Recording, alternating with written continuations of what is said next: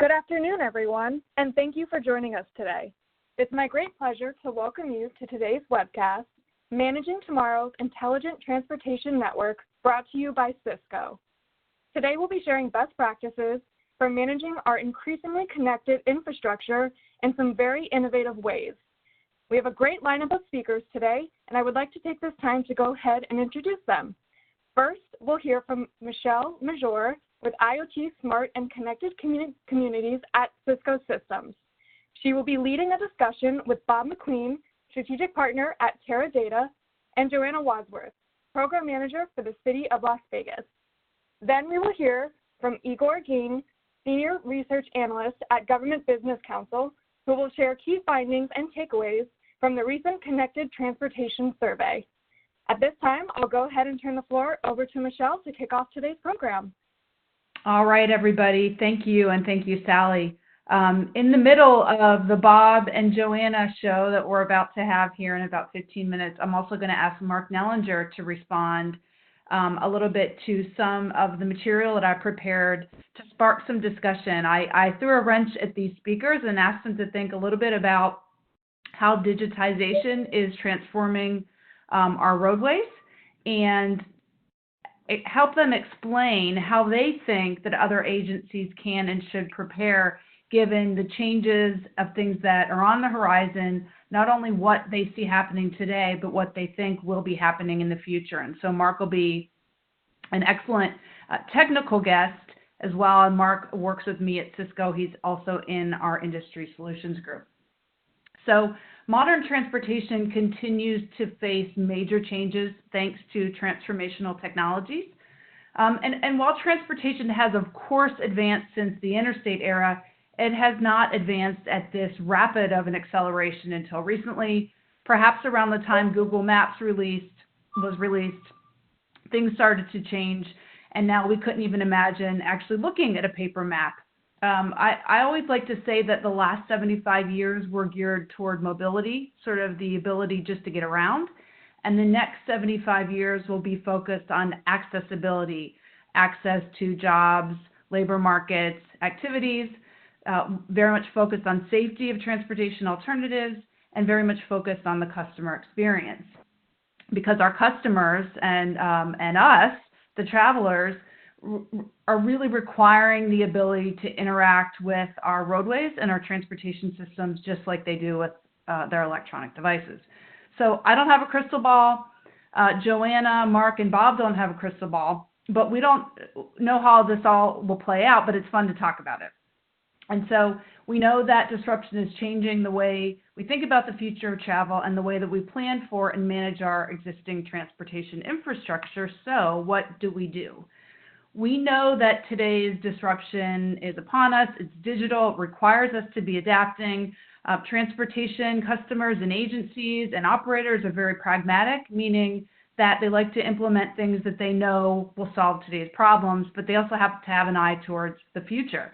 Last year at the AASHTO annual meeting in Atlanta, I ran a session that was about the FHWA scenario planning tool for connected and automated vehicles. And I decided to resurrect that session a little bit for today, not to sort of beat a dead horse on the scenarios, but to see how we did in discussing what we think the future would be. It's already been a year.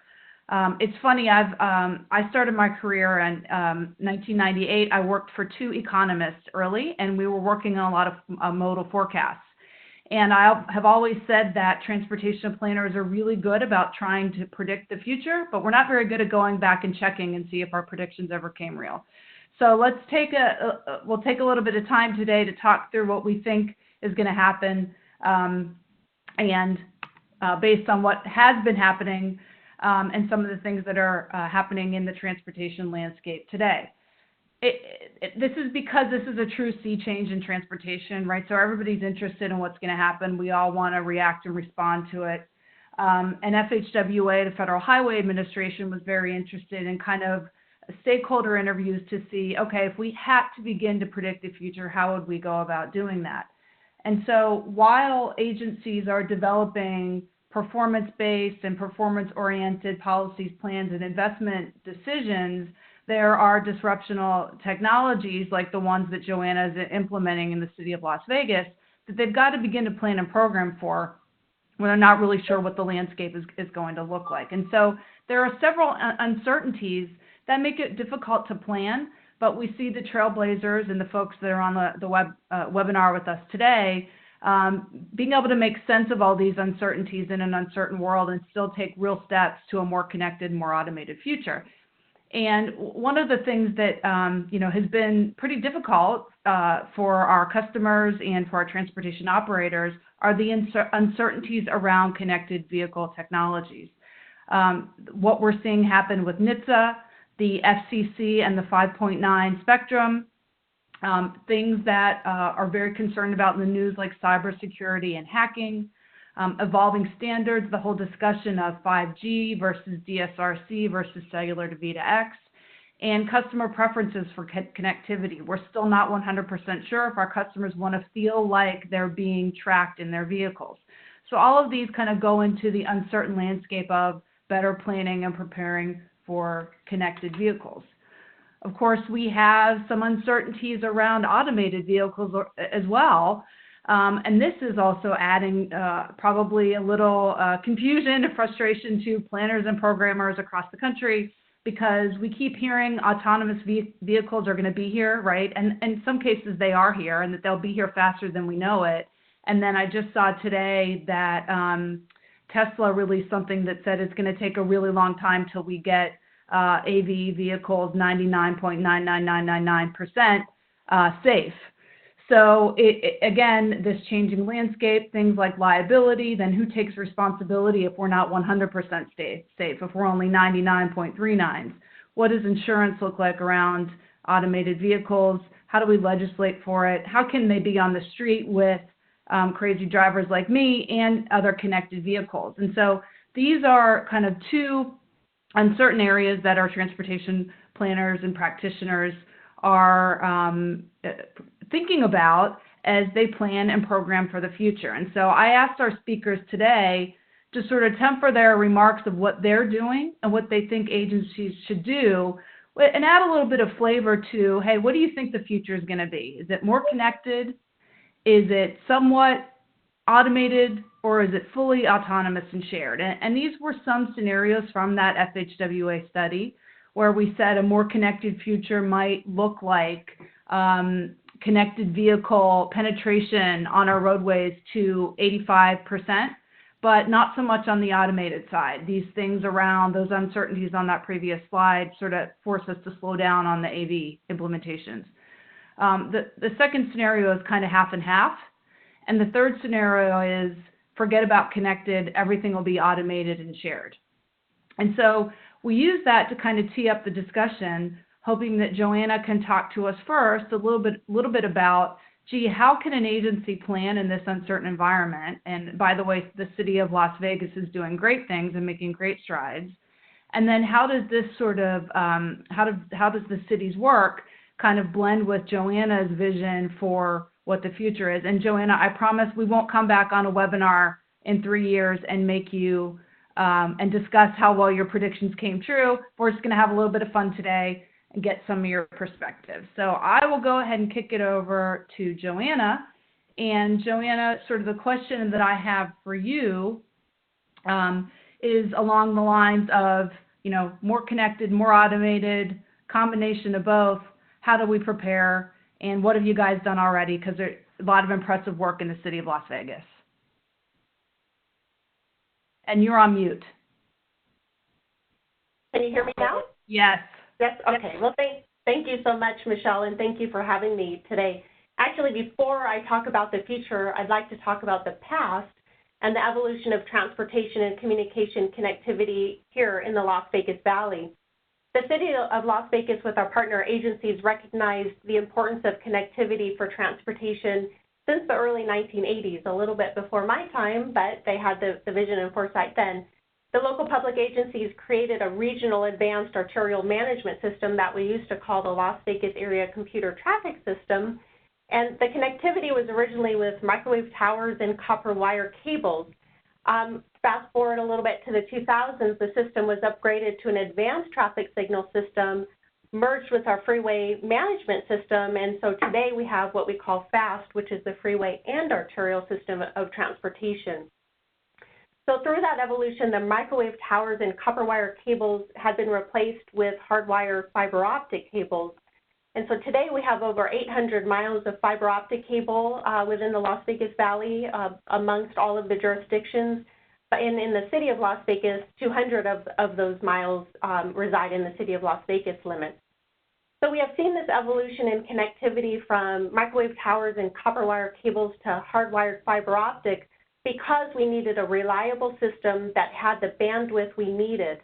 As the transportation technologies developed, so did our need for an advanced networking and bandwidth for transmitting that large amount of data.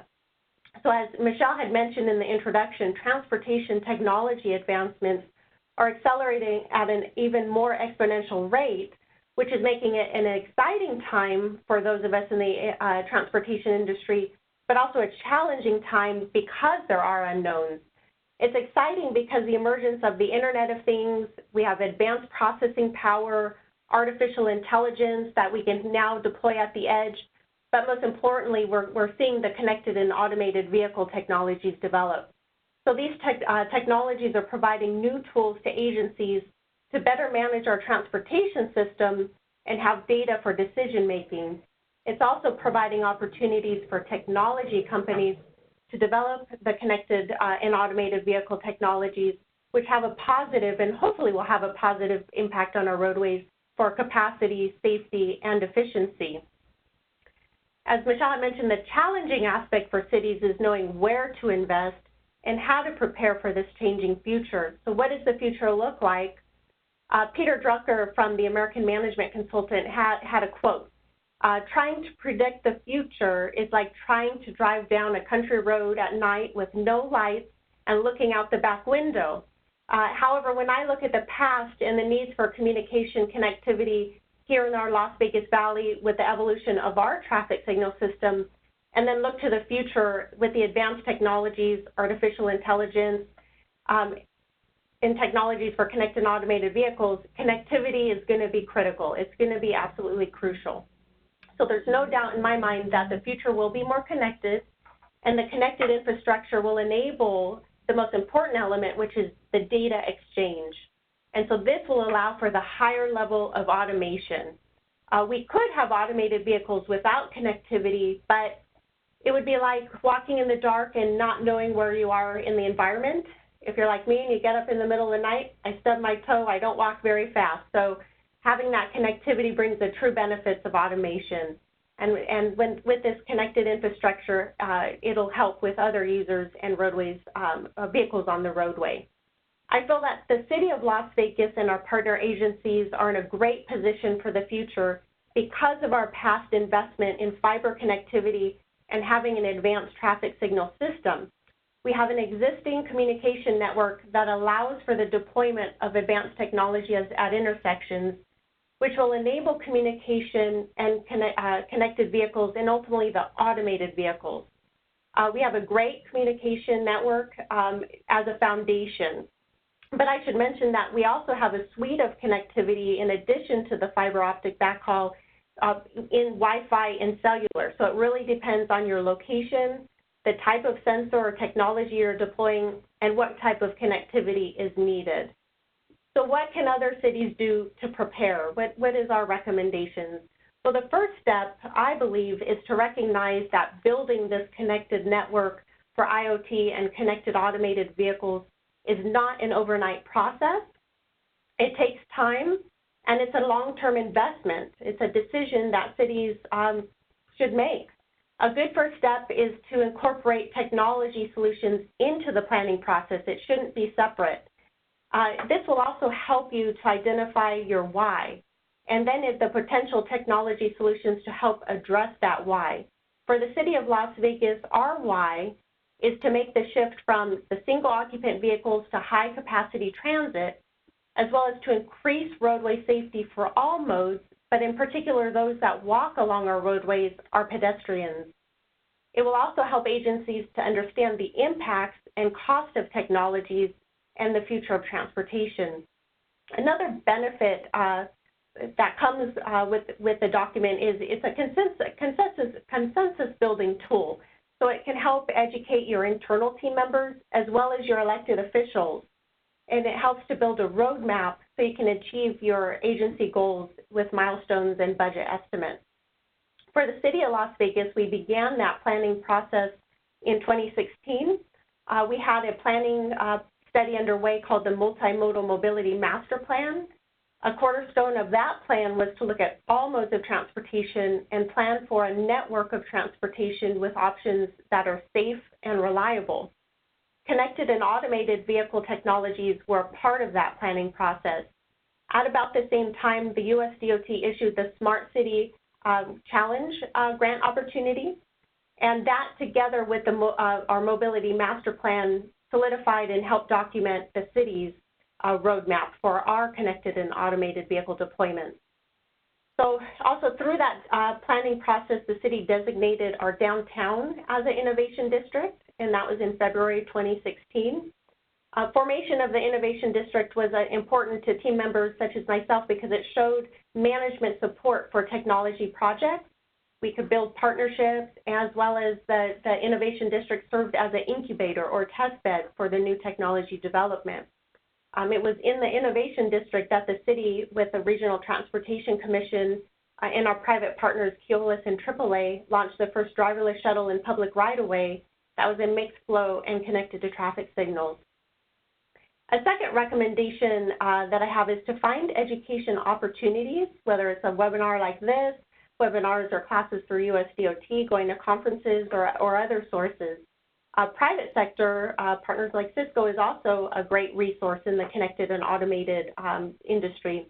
One of the reasons why the connected and automated industry is an exciting space is because the development of technologies is breaking down silos between public and private sectors.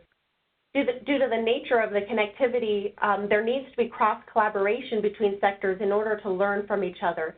The technology can't work isolated. It needs to work and operate in the real-world environment in our cities.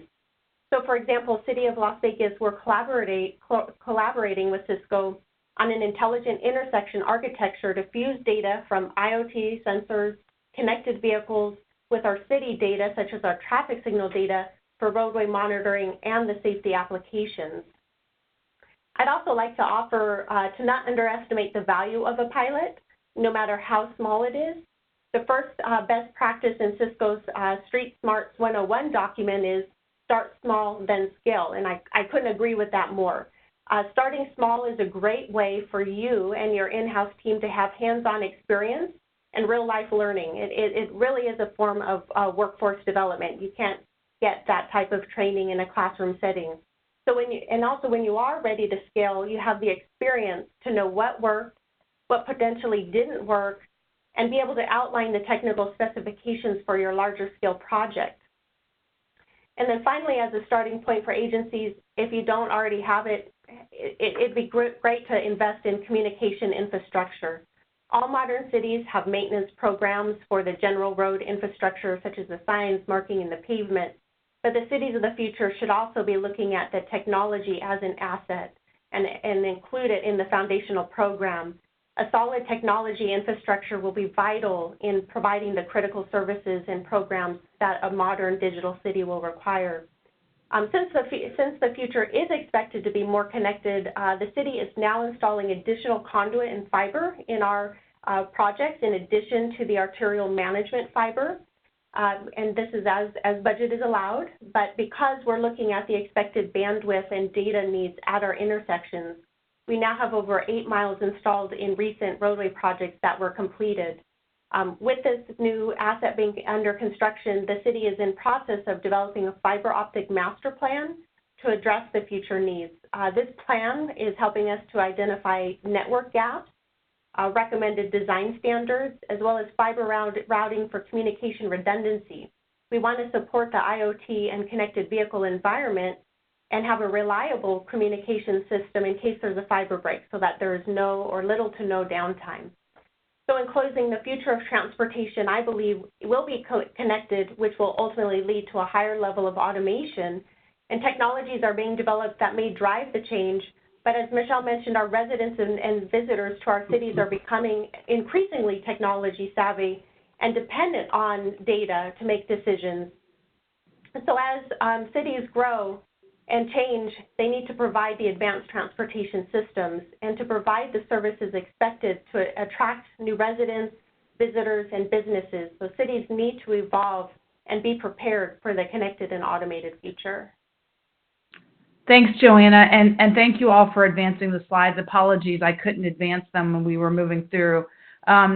We will circulate them as a follow-up to this webinar. But I like it that Joanna took a stance on a connected future that enables automation. Thank you, Joanna. So that helps with our next speaker, who's going to be Mark Nellinger. And while Mark is coming off mute, I'll kind of tee up the question that I have for him.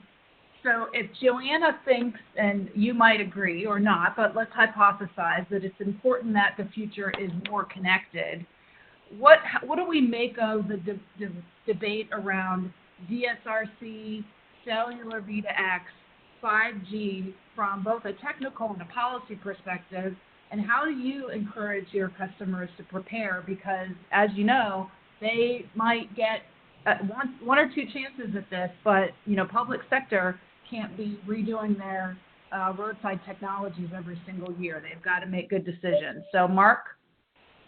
Yeah, and I think that what Joanna was pointing out is really crucial for us to realize is that these technologies, while they're changing within the vehicle and within new standards that are evolving, we really want to build a foundation that allows us to evolve with that. And so the infrastructure that Joanna talked about is extremely important, being able to get fiber optics into the network, being able to build redundancy and resiliencies. The applications we're talking about are going to govern how the vehicles operate and interact with the infrastructure. So it does become crucial that it be redundant, resilient, and high speed. I think on top of that, what we're really trying to design at Cisco is a foundational architecture that can adapt to all of those different technologies. So while DSRC has been around for 10 plus years, its adoption has been fairly low. As we've moved into 5G and C-V2X, things are trying to accelerate, and DSRC as well is still here for the foreseeable future. So what we're trying to do is really be able to manage the applications and data with a unified architecture. And so the Cisco Kinetic EFM platform gives us that capability. We can understand each of those technologies, and we can actually allow those technologies to interoperate. So where a current DSRC vehicle and a 5G vehicle don't have the ability to communicate directly to each other, we, as the infrastructure provider, are building a foundation of applications at the edge that allow us to do translations between the technology differences. We hope that that continues to evolve over time and that we see the adoption of new technologies and really help to integrate existing technologies that are there. By doing that, I think that we can come to a point in the future where we do standardize on one technology to move forward, and we can get the correct information out to the vehicles on time. When we look at the different technologies and the way that they are architected, there really is very little change on how they have to operate. The safety applications that Joanna outlined all require extremely fast response times to situations. If you're walking on a street and you're about to cross the street and a vehicle is coming toward you, our reaction time for that notification is very, very, very short. And so the FHWA says that's about a 20 millisecond response time for a safety application. If we look at the technologies like cellular technology, we aren't able to guarantee that sort of responsiveness. So our ability to take data all the way back to the cloud or even to a data center is diminished because of that requirement. So what we've done at Cisco is we've really enabled all the different technologies, be it DSRC or C-V2X or the 5G infrastructure standards, and we've pushed those to where the Kinetic platform is able to handle that responsiveness for that safety application at the street. So literally connected to the pole is a compute device that allows us to take in sensor fusion data. Joanna pointed out the fact that they have all sorts of different city sensors, LiDAR, weather sensors, different traffic controller adaptive systems, all into the edge, and be able to make comparisons and fuse that data together in an application that can deliver safety for the vehicles and for the pedestrians and the other road users that are in close proximity to each other.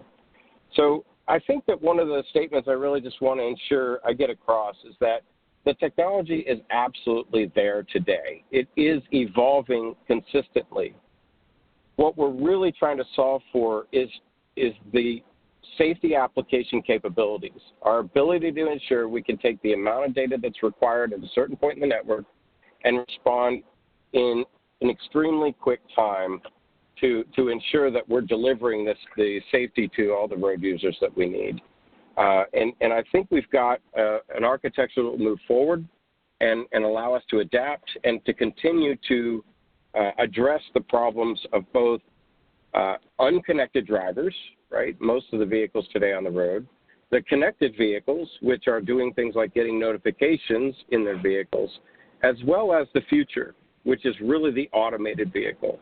And when we build an application today, our considerations are that those applications need to have the responsiveness that it will require to drive autonomous vehicles into reality.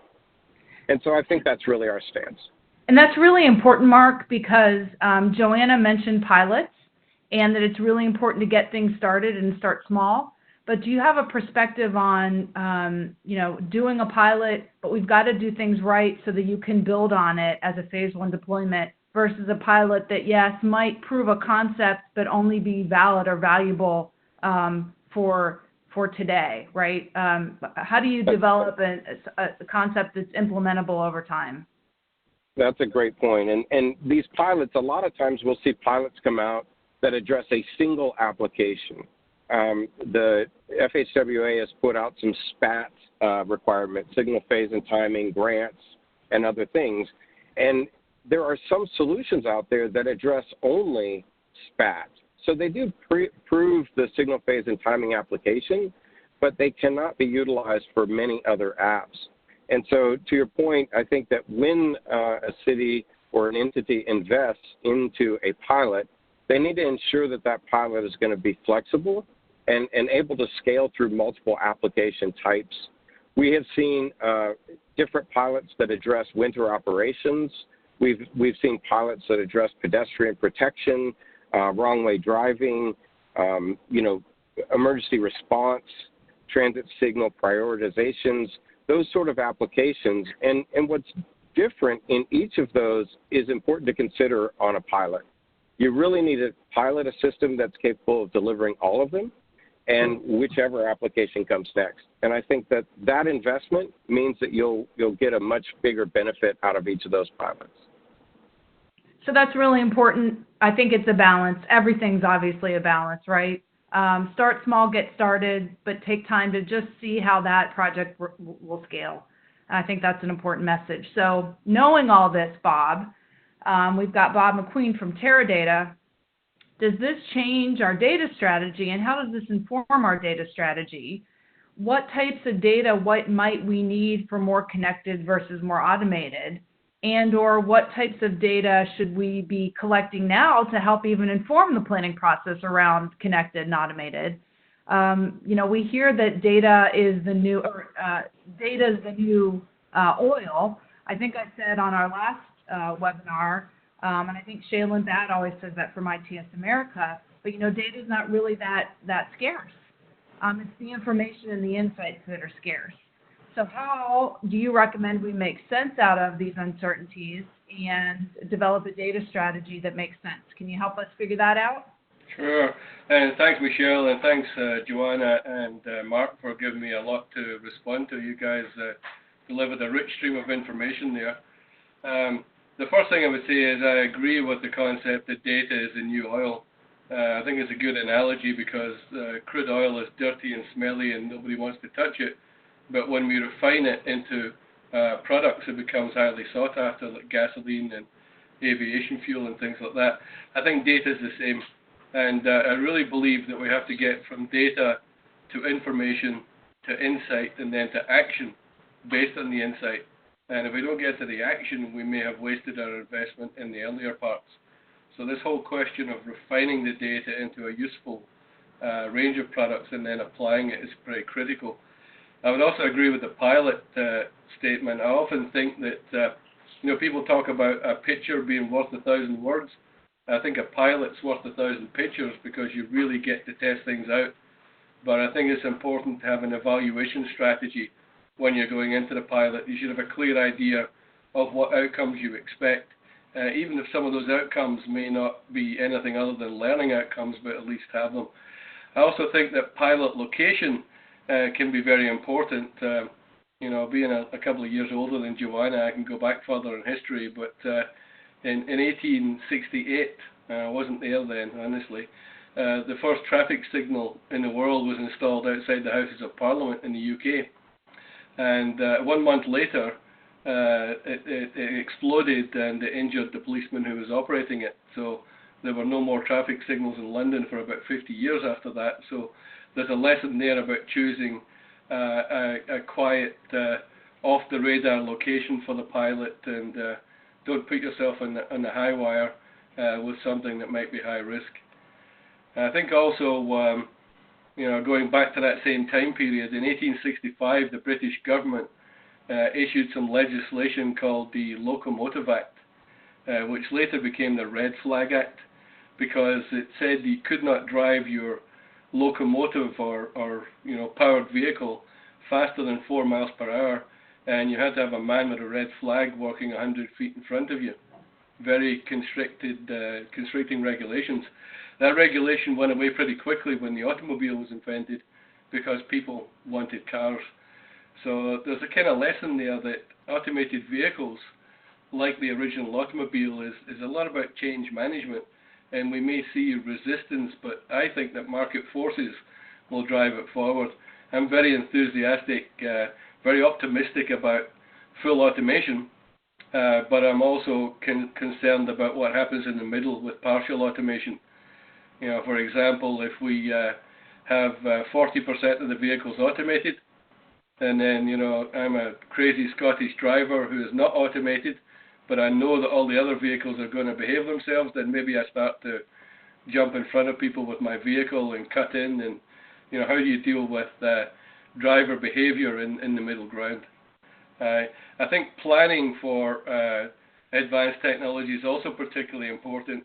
I've talked to a few experts in automated driving systems, and what we're seeing is different from 20 years ago from ITS, in that there's a heavy private sector investment in automated driving systems for private cars, for freight, and for transit vehicles. Personally, I think the entry point for automation is probably freight and transit, because those are situations where the operator does not need to be there. So we can replace the driver, the operator, with an automated system. There's a significant cost benefit. But then there's a public reaction to that. Will people feel safe enough to get onto a driverless vehicle? And I have this discussion with my wife all the time. She said she would never go in an automated vehicle. But then I point out to her that when we go through Orlando Airport, we actually get on an automated vehicle. The people mover from the main terminal out to the gates is driverless. But it's on rails, which seems to reassure a little bit. So I'm thinking public reaction might be particularly important as well. I really believe there is a huge future in automation. I'm wondering if we need to shoot for perfection, though. I wonder if automated vehicles only need to be better than human operators and don't need to be perfect, in order to have the effect. I think Federal Highways, US DOT is saying that maybe 80% of crashes could be avoided with automation, and that's a big benefit and something that would help society and help people at large. I'll pause for a minute to see if you've got a reaction, Michelle.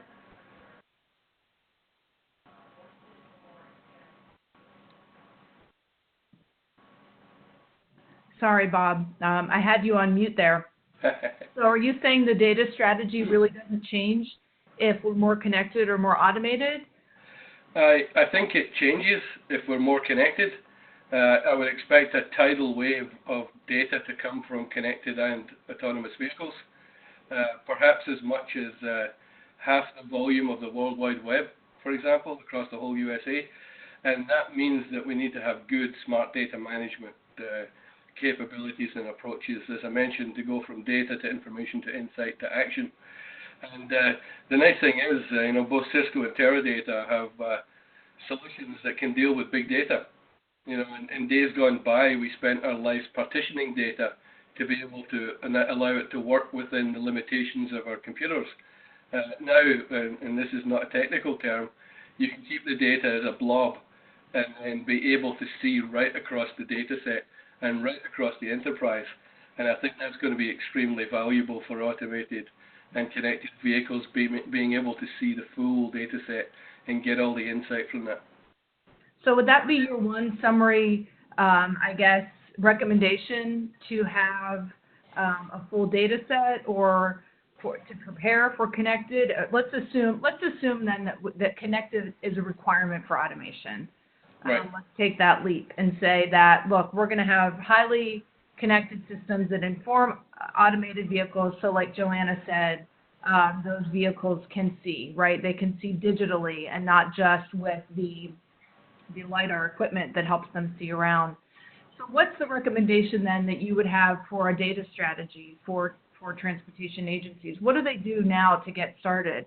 People talk about big data. It's so big and unwieldy that it's difficult for me to understand sometimes. What does that even mean, and what do you do? Does that mean you collect everything that you have, or how do you begin to even put an architecture or a strategy in place? Right. Well, I think the first thing, which may seem obvious, is stop throwing your data away. We're seeing some misconception in the market about the cost of handling data. According to Hitachi, it costs about $12,000 a year for every terabyte, which is not a big sum of money in terms of the investments we make in transportation. So first of all, stop throwing the data away. Employ a smart data management strategy that will allow you to ingest data from multiple sources, all the sources you currently have, and also maybe some non-traditional sources, things like credit card transactions, energy consumption. One client I'm working with believes intuitively that there's a relationship between peak energy consumption and peak transportation. People get up in the morning, they get their kids out to school, they burn a lot of energy, then they get on the transportation system. So ways in which we can combine all those data sets together, and then get yourself in a position where you have easy accessibility to all that data. I have some other clients who basically admit we have the data, but we don't access it because we think it takes too long, it costs too much money, and it takes too much time with the staff. So I think making sure you've got adequate ability to have access to the data. And then my third recommendation would be have the ability to share the data and to share the analytics. Don't assume if you throw the data over the wall that people will use it. Give them examples of how you've used it, and maybe they can pick up your analytics and use them straight out the box or adapt them for their needs. So that would be my recommendation. My other recommendation is more of a business model, and that is we have considerable private sector resources, investment, and interest in solving urban mobility problems. The previous model for most agencies, and the one that they're equipped to deal with, is along the lines of we buy it, we own it, we tell you what to do. And that doesn't work when you're dealing with the private sector. You have to have a higher level of influence and advocacy, better communication skills to explain your approaches, and then see if there's alignment. This might be a Scottish point of view, but it would be really cool to have public sector objectives satisfied with somebody else's money. So that would be my final recommendation. All right, Bob, and thank you. It looks like our panelists have done such a good job answering my questions. It doesn't look like we have any questions in the Q&A chat box. So we're going to jump to Igor, who can introduce himself and a recent survey that he undertook to help kind of close out today's session. Igor? Thanks, Michelle. Thanks everybody again for joining us, and thanks to the panel so much for your thoughtful contributions. I think that's the best context that I could have asked for to introduce some of our survey findings, and do want to just quickly introduce myself. I'm Senior Research Analyst with Government Business Council, which is the research division of Government Executive Media Group. We're a public sector focused division of Atlantic Media. My team focuses primarily on research within the public sector, and for the survey, which we conducted in late fall 2018, so last year, we essentially looked at the state of a lot of these transportation topics in state and local government.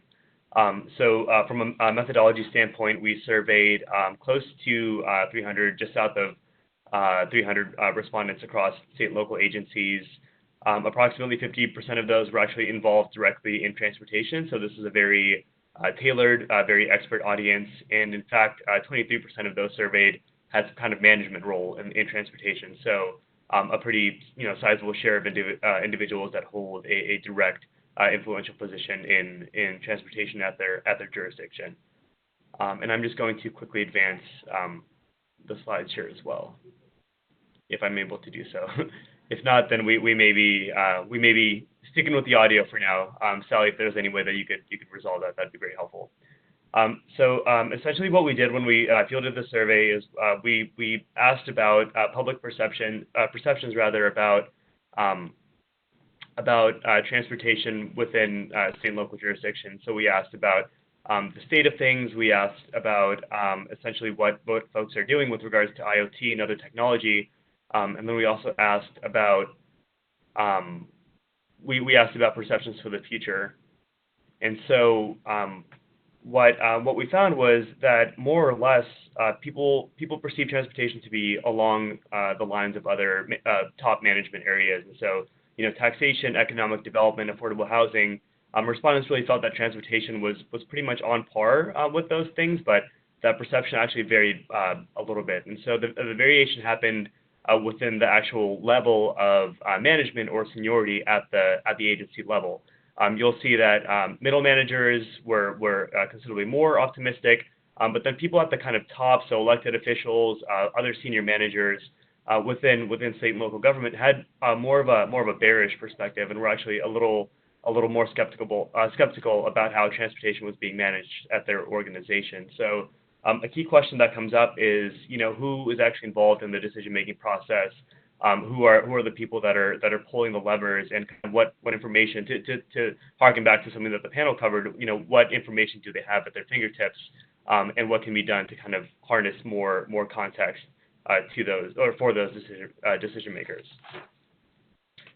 Moving forward a bit, we actually see that there was kind of a surprising finding. So just given all the technological innovation and other movement that Bob and Joanna spoke to, and Michelle as well, Mark also, we see that over the last 5 years, people don't report much movement in actual transportation management. And so you'll see that largest share on the left-hand side chart is essentially a neutral option, and then there isn't much difference between the top two and the bottom two kind of bucketed option areas. What that tells us is that over the last 5 years, despite some of these technological changes, some of the more compelling technologies may be implemented to varying degrees of success.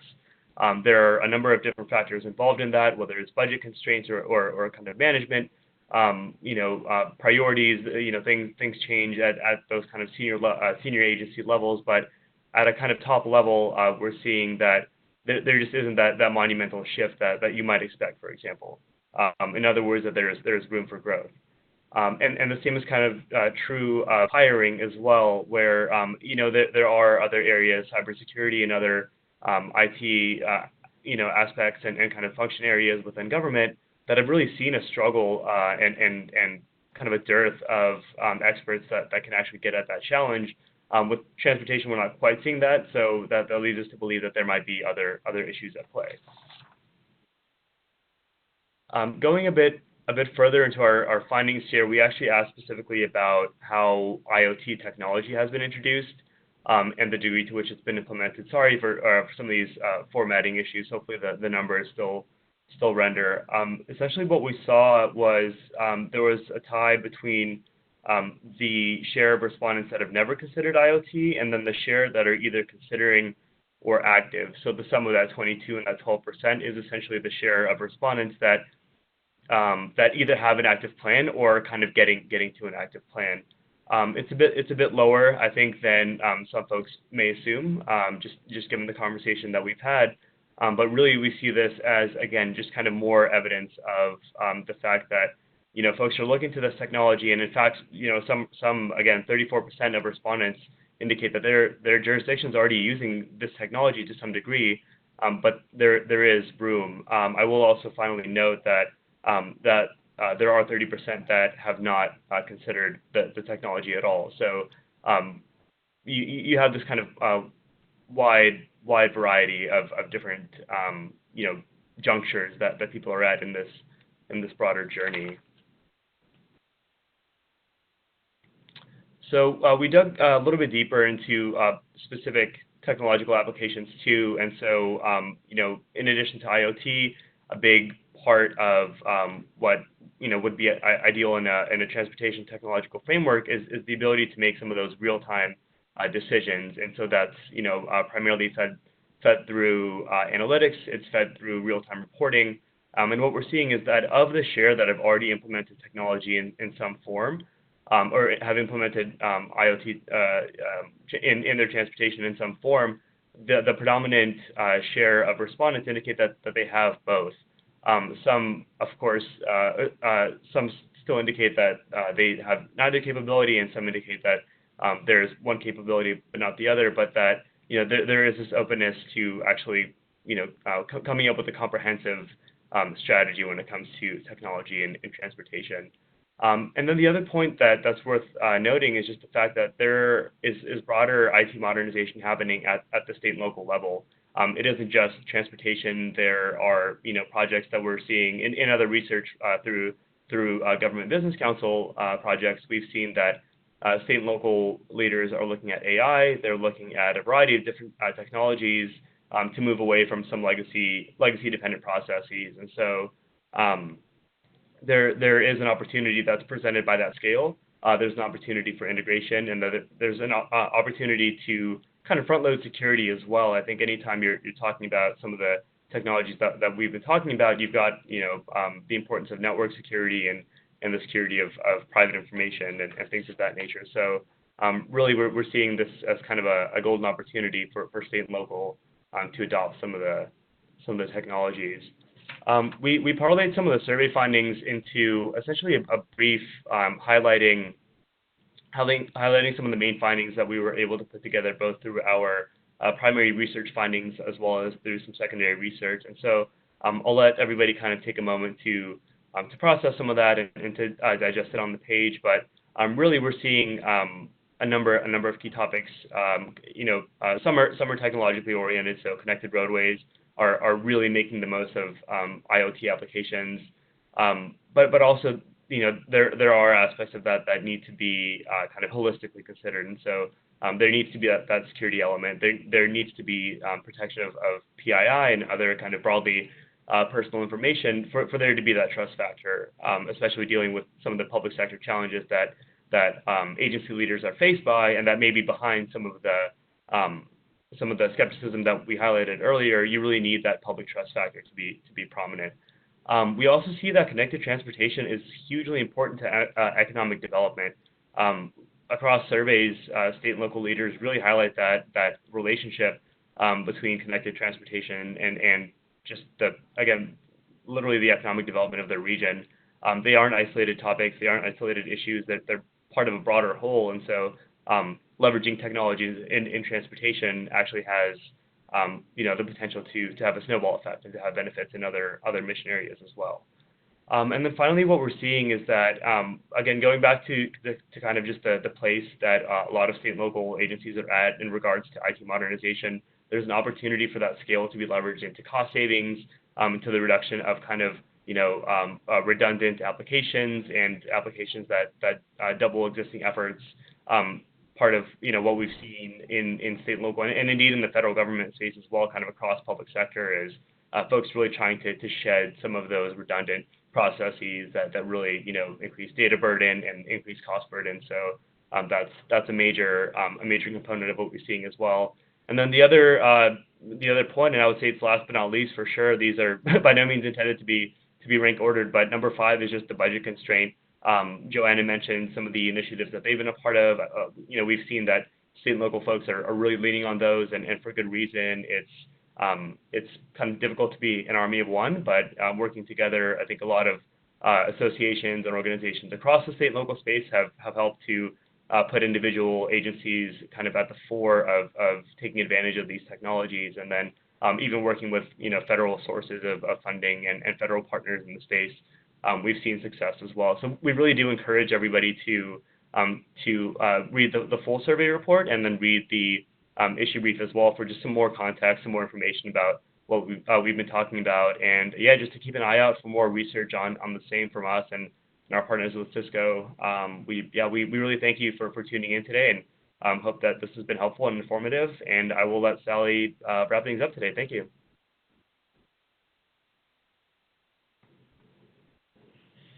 Great. Thanks, Igor, for sharing those takeaways. So as we approach the top of the hour, I would like to thank our speakers for being with us today, and I would also like to thank you, our audience, for joining us.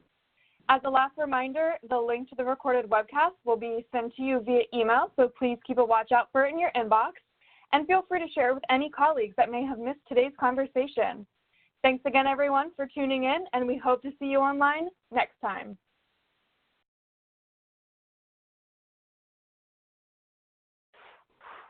Hi, Sally.